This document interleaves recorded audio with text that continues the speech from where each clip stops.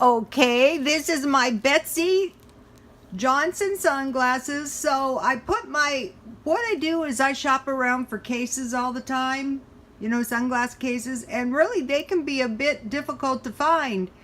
And so I put my sunglasses in the sunglasses case.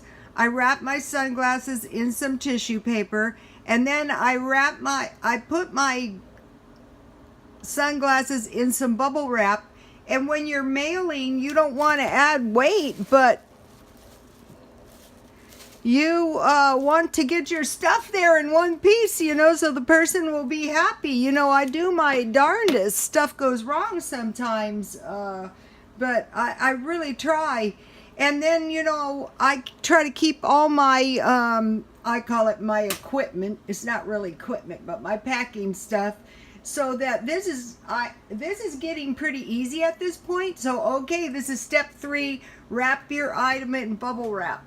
And then I tape it pretty secure. I don't want it coming apart.